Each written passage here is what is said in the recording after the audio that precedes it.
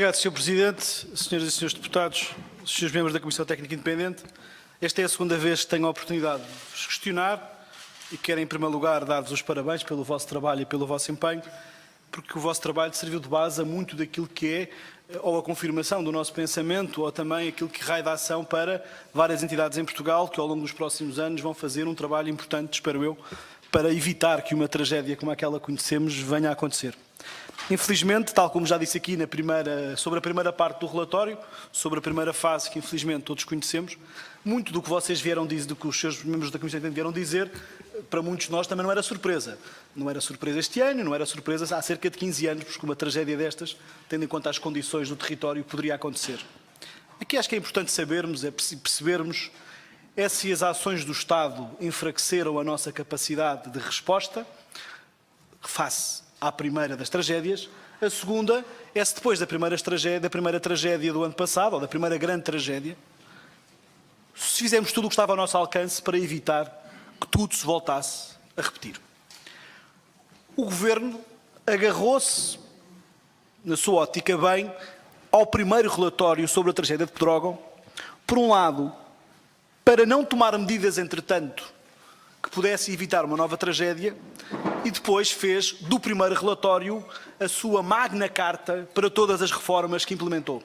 Aquelas que davam jeito e naquelas que não davam jeito não o seguiu. Ou seja, o Governo agarrou no primeiro relatório para dizer não vamos discutir mais nada, não vamos ouvir ninguém, tudo o que o PSD disse é aproveitamento político, porque o Governo está a agir bem e está à espera do relatório.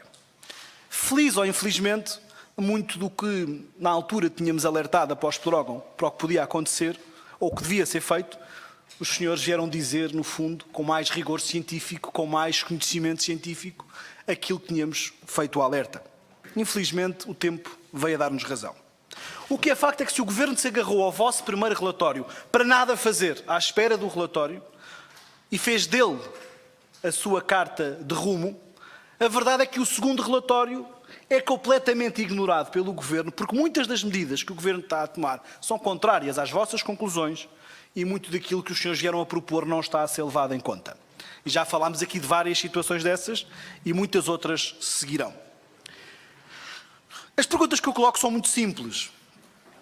Se após Pedrógão percebemos que havia uma falha grave na falta de formação de muitos comandos distritais e nacionais e a falta de presença no terreno e de proximidade das estruturas de coordenação distrital, nacional e de agrupamento distrital, isso enfraqueceu ou não a forma como o Estado e a Proteção Civil deram resposta. Ou seja, se a avaliação inicial do fogo de Pedrógão foi mal feita e não houve apoio das altas patentes autorresponsáveis na avaliação do que se seguiu às primeiras horas, nos fogos de 15 de outubro, também um fenómeno muito pouco habitual, o que é que foi feito na formação, na recuperação desses quadros, nas alterações aos quadros responsáveis, àqueles comandantes distritais e nacionais que não estavam a cumprir as suas funções? Dou o exemplo dos CADIs, dou o exemplo dos CODIs e de CODIs adjuntos que não tinham formação. Se foi alguma coisa feita entre Pedrógão e os fogos de 15 de outubro. E depois pergunto, uma das questões que tinha sido alertada após Pedrógão era a necessidade de pré-posicionamento de meios pesados, de ataque inicial e também no ataque ampliado. Como percebemos, nos fogos de 15 de outubro, nada disso funcionou, nada disso foi feito. A pergunta que eu coloco também é, podem confirmar aqui, com base em provas testemunhais e documentais, que a Autoridade Nacional de Proteção Civil pediu ao Governo para estender a fase Charlie? Ou para alocar mais meios para além da fase Charlie? Foi uma decisão de não alocar mais meios, foi uma decisão da Proteção Civil, acompanhada pelo Governo, ou foi uma decisão do Governo indo contra aquilo que eram as propostas da Autoridade Nacional de Proteção Civil? Para nós é muito importante termos noção que mesmo que se tivesse feito tudo o que estava ao nosso alcance, poder-se não ter evitado uma tragédia. Mas aquilo que como decisores políticos que temos que saber é se fizemos tudo o que estava ao nosso alcance para evitar que a tragédia fosse tão grande. Porque de fenómenos naturais estamos sempre à espera e muitas vezes não podemos fazer tudo. O que importa saber é se fizemos tudo para o evitar. E depois uma das questões que se tinha colocado também era a falta de ferramentas tecnológicas de apoio operacional informado à tomada de decisão. Continua a não existir. Não havia em Pedrógão, não havia antes de Pedrógão. Passámos os focos de Pedrógão, vendo os focos de 15 de outubro, continua a não haver. Estas ferramentas existem no Exército, em alguns concelhos deste país. Continuamos agarrados ao SAD. Entretanto, o que é que foi feito para recuperar esse caminho? Ouvimos falar esta semana, Sr. Presidente, e estão aqui várias pessoas da sua comissão que conhecem estes temas, do novo sistema Ciresp-GL, que vai resolver todos os problemas de georreferenciação e de posicionamento de meios no terreno. Gostava que nos falasse mais sobre isso, se alguém tivesse conhecimento. Eu estou em crer que isso é um sistema antigo, que já existia, com base nos rádios do Ciresp, que mais não diz do que é de onde é que estão os rádios. Até podem lá nem estar os meios. Outra pergunta que eu gostava de fazer tem a ver com a preparação e com o planeamento. O Governo vem-nos dizer que ia acabar com as fases. Fase Charlie, fase Bravo. É impressão minha ou nossa, ou o Governo apenas mudou os nomes? Passaram a ser a fase 1, 2, 3, 4. Se é só isto que mudou. No entendimento dos senhores membros da Comissão, faz sentido ter meios, os mesmos meios todo o ano, ignorando que há fases mais críticas do que outras? Ou seja, se calhar faz mais sentido, isto na minha pouca experiência no assunto, dá-me a entender que se calhar não faz sentido ter os mesmos meios em janeiro e em agosto, e se calhar ter menos em janeiro e muitos mais em agosto do que é a média anual. Ou seja, não valeria mais a pena apostar nos meios aéreos pesados de ataque inicial e ataque ampliado e reforçar as épocas cujas estatísticas nos dizem que é mais provável de haver mais fogos? E sabendo eu que as duas grandes tragédias ocorreram antes da fase Charlie e a seguir à fase Charlie, tendo-se ignorado, gostava que confirmasse isto, os pedidos dos bombeiros, da Proteção Civil, quer para antecipar a fase Charlie, quer para alargar a fase Charlie, sabendo também que a intensidade e aquilo que são a estatística e a experiência que nos diz, é bem verdade que se calhar maio é um mês mais perigoso, como é abril, mas podemos dizer com alguma segurança que o mês de dezembro ou o mês de novembro, tendo em conta o nosso histórico, não é tão perigoso como agosto, certamente. Portanto, faz sentido este novo planeamento em que temos os mesmos meios praticamente todo o ano?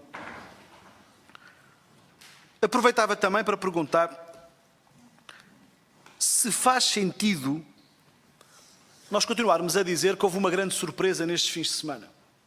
Sr. Presidente, esta pergunta eu já lhe fiz no primeiro relatório de Pedrógão.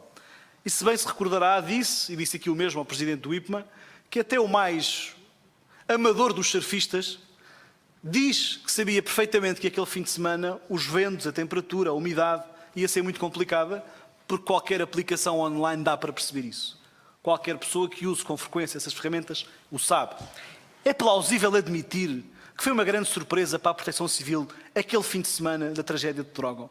E agora volto-lhe a perguntar, é plausível admitir que a Proteção Civil não soubesse o nível de risco daquele fim de semana, tendo em conta que tem simuladores que até diziam, segundo o vosso relatório, que para aquele fim de semana, para aqueles 3 dias que acertaram com uma margem muito pequena entre aquilo que foi o número de ocorrências e o número previsível de ocorrências que está no vosso relatório? Ou seja, podemos admitir que não foi uma surpresa e que era fácil perceber que alguma coisa poderia acontecer. E, Sr. Presidente, as notícias que hoje vieram a lume, eu tenho que falar deste assunto, porque é óbvio, este fim de semana foi um fim de semana cheio de grandes notícias sobre os meios. Primeiro, começámos o primeiro mês de abril, com a informação de que este era o ano em que havia mais meios aéreos, quando sabemos, mesmo que os consigam ter todos, já houve anos com mais meios aéreos, dizem que 55 é o maior número de sempre, não é, 2010 foram 56. Depois veio dizer-se também, o Sr. Ministro, que era o ano que mais cedo aprovávamos a Diretiva Operacional de Meios, também não é verdade. Todos os últimos 5 anos foi aprovada em março, mesmo quando foi tarde, em março, não foi aprovada em abril, portanto, mais uma questão que não é verdade. E outra pergunta que eu lhe faço sobre isto também, que é, como é que as câmaras podem preparar os seus planos de defesa da floresta contra incêndios com esta brevidade toda, se não sabem sequer, em abril, que meios é que vão ter disponíveis nos seus conselhos, porque a Diretiva Operacional ainda não estava aprovada, nem os bombeiros locais o sabem, ninguém sabe. É possível fazer planeamento tão em cima? Planeamento, à partida, como diz a própria palavra, faz antes, com muita distância. É plausível que após setembro não se tenha começado a trabalhar neste tipo de recursos. Tendo em conta a vossa experiência nos meios e nos meios aéreos, eu faço outra pergunta, Sr. Presidente, se nos puder informar. Aqui o Parlamento já discutiu muitas vezes o assunto dos camóveis. Os camóveis foi quase uma praga amaldiçoada que chegou a este país. Um erro base de consequências muito gravosas para Portugal. Os vários relatórios do Tribunal de Contas são demolidores, isso nós sabemos, não é sobre isso que lhe perguntamos. Depois de um erro cometido tantas vezes, agravado por tanta gente, faz algum sentido que Portugal volta a optar por contratar, ou por comprar, ou por adquirir por ajuste direto, equipamento deste que sabemos que não tem operacionalidade em Portugal, que está antiquado, cujos os manuais não são perceptíveis por mecânicos portugueses, não temos know-how em Portugal para fazer a sua manutenção, não fazem parte do nosso bloco regional, com o tipo de máquinas que estamos habituados a utilizar. E é um erro que foi cometido. Quem o fez não o terá feito por mal, tenho a certeza disso. A pergunta que eu faço é, faz algum sentido que se volte a apostar no mesmo tipo de tecnologia, quando ela já falhou tanto e temos tanta experiência dos seus erros e conhecimento do tipo de tecnologia? E terminava com esta. Tem conhecimento da matéria e do terreno? Há, assim, tanto equipamento deste em Portugal que permita que o Governo faça uma requisição civil a este tipo de meios aéreos? Existem em Portugal estes meios aéreos para que o Governo os possa requisitar? Ou isto é mais difícil? Minha pergunta é, não era mais sensato, em vez de ter um discurso, eu não lhe quero que dê uma resposta política, quero que me diga qual é a recomendação que a Comissão daria, porque o vosso conhecimento e a vossa avaliação vai deixar marca nesta casa. E eu espero que não venham a ser necessários novamente, mas espero que possam fazer algum trabalho de auditoria às reformas que se vão fazer, e foi por isso que o PSD também propôs um observatório, porque muitas vezes o Parlamento não tem uma informação confiável, e a palavra é esta, de quem está a fazer as coisas. E é bom ouvir a vossa opinião. E portanto a minha pergunta é muito simples. Se nós queremos ter meios aéreos, sabemos que os meios aéreos não existem em Portugal em número suficiente. Sabemos que em Portugal não há um número suficiente de pilotos destas aeronaves, porque a especificidade do combate é tão diferente do transporte e do salvamento, por exemplo, em mar. Faz sentido que não se comece logo em setembro do ano anterior, ou em outubro, ou até mais cedo, a planear os meios para a próxima época, ficando neste caso à mercê dos cartéis, que quanto mais tarde forem contratados mais cobram? Não faz sentido um planeamento plurianual do aluguer deste equipamento? Ou consideram que vale mais a pena ao Estado comprar e ter este equipamento o ano todo, ter a sua totalidade? Ou se acham que vale a pena ter uma parte, como nós tínhamos ao início com os camóveis e com alguns ligeiros, e depois alugar o resto? Qual é que era a estratégia correta? Sr. Presidente da Comissão, eu termino agradecendo o vosso empenho, agradecendo o vosso esforço e dizendo que é revoltante quando tivemos o ano que tivemos. Não aprendemos nada com Pedrógão, não aprendemos nada com os fogos de 15 de outubro e vemos também que aquilo que se está a fazer não é o mais correto. Sr. Presidente, eu terminava só com este dado que me parece chocante. Ontem começaram em funções os GIPs da GNR. O PSD disse que o equipamento não estava pronto a tempo. Ontem começaram ao serviço, pelo menos no Sardual, 3 equipas com 18 elementos. Uma equipa hélio transportada, que vai substituir a FEB, uma equipa de sapadores e uma outra, cujas funções eu ainda não percebi, mas que estão lá. São 18. Ontem aconteceram 2 fogos no Sardual. Primeiro, pediu-se ao CDOS a mobilização do meio aéreo para ataque inicial. Surpresa, não existia meio aéreo, só a equipa do meio aéreo, porque não estava contratada ainda. Da parte da tarde há um novo fogo. Há um novo fogo, é pedido ao CDOS a equipa de sapadores dos GIPs da GNR para poderem prestar este apoio. Eram 6h30 da tarde, se não estou em erro. Os elementos da GNR estavam lá, mas a viatura já tinha partido. Portanto, os sapadores dos GIPs não foram ajudar, não foram cumprir a sua missão, porque não tinham viatura para se deslocar. Isto é ridículo. E a última pessoa que tem culpa disto são os homens dos GIPs que lá estavam. Eles estavam disponíveis e, mais uma vez, tal como no ano passado, em que se andou a dizer que os militares iam para a floresta combater o fogo e nunca tiveram equipamento sequer de proteção individual e muitos dos que foram formados nem chegaram ao verão nas fileiras das Forças Armadas, este ano temos o mesmo teatro com os GNRs e com os GIPs que querem ajudar, mas a quem não lhes é dado os meios. Muito obrigado, Sr. Presidente.